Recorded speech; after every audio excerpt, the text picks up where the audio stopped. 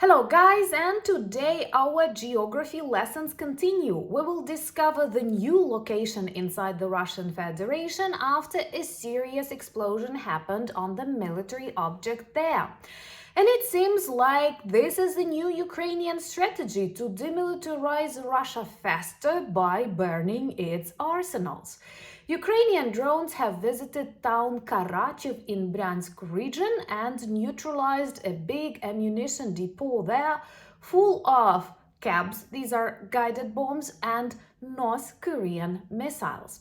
North Korean missiles that Russia now actively used to target Ukraine is a symptom that they run out of old Soviet crap and now are desperately dependent even on the regimes like the North Korean. Insane. But we don't mind destroying North Korean, Russian, Iranian missiles. It doesn't matter because with each arsenal neutralized, this world and this part of the world definitely becomes safer. So let's discuss this beautiful special military operation of the Ukrainian drones to Bryansk region. My name is Anna, I'm from Ukraine, I'm in Ukraine, and if you want to see Russia defeated and demilitarized, subscribe. We discuss important steps in that direction. And I'm sure sometime soon we will talk more about the collapse of the Kremlin. And we are doing all we can to make the territories of Ukraine safer, to save more human lives. And when our partners are still hesitant whether to allow Ukraine strike back, use long-range missiles to neutralize similar military arsenals on the territory of Russia, we continue doing that with the inexpensive Ukrainian drones.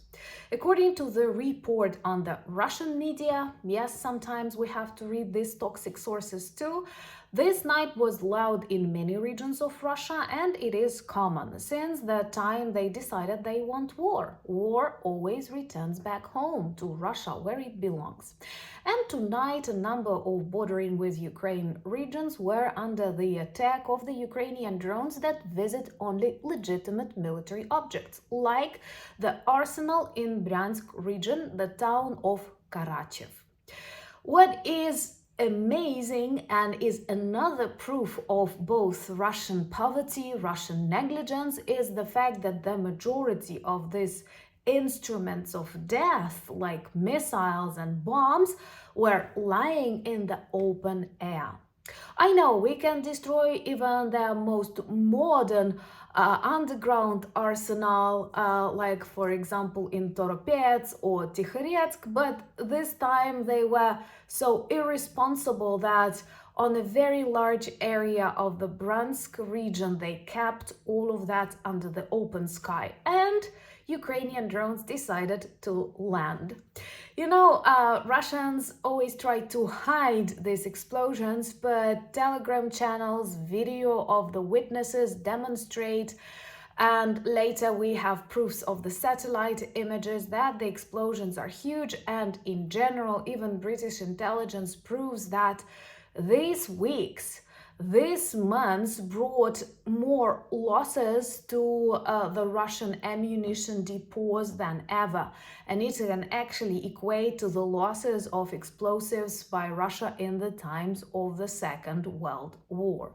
And all with inexpensive Ukrainian drones and our motivation to survive in this war. Because for us, this is the war of defense. This is the existential fight. Russians applied scorched earth policy with these missiles and these bombs, erasing Ukrainian cities and Ukrainian lives from the face of earth. And by targeting military objects, by neutralizing these arsenals, we actually save human lives. So I still cannot understand why aren't we allowed to use long-range missiles to clean this territory of evil instruments. This is so humane, this is so normal, but we still have to wait. If it was just about time, it is about human lives, it's about schools and hospitals, it's about the infrastructure that we need to live a more or less normal life after the defeat of Russia. Subscribe to see that defeat and the reconstruction of Ukraine. That will definitely be a very beautiful period of time, and all of you will be invited. Can't wait to speak about that and to see you all here discovering my beautiful country, Ukraine. And please share the videos on your social media platforms because the world is too intoxicated with fake Russian narratives. So this arsenal was one of the closest to the front lines, which means one of the most actively used by the Russian army. It is approximately 114 kilometers away from the Ukrainian border in Bryansk region, close to the town of Karachia, which has approximately 20,000 people population, and of course traditionally no victims among the population, because Ukrainians are working to demilitarize Russia, not dehumanize. They are doing that well by themselves, unfortunately. And what makes it more beautiful, I feel that this is already a new strategy shaped by the Ukrainian armed forces. We continue neutralizing their oil refineries and depots. Recently, I have spoken about success in Feodosia on the way of the deoccupation of Crimea. But more job to do. This is bad for the Russian economy and also military machines like tanks and aircraft. They need fuel and they need oil products. So this is a good strategy, but this one is even better because it very vividly makes Russian military weaker. We can clearly see that fewer guided bombs are dropped on the Ukrainian territory, and Russia is becoming more and more dependent on its partners like the North Korea.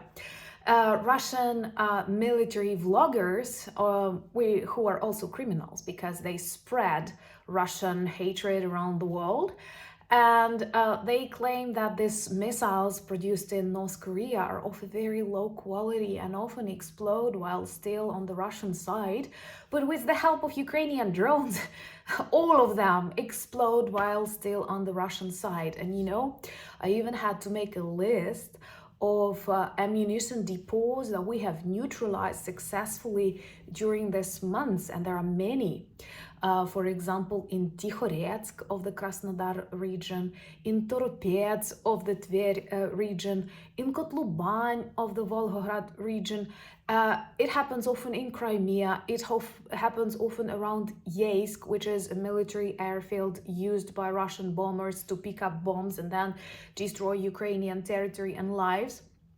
And this is great because we clearly see the shortage of the Russian ammunition. We clearly see how that dependence grows on the partners like the North Korea, but you cannot expect much from the North Korea, let's be honest.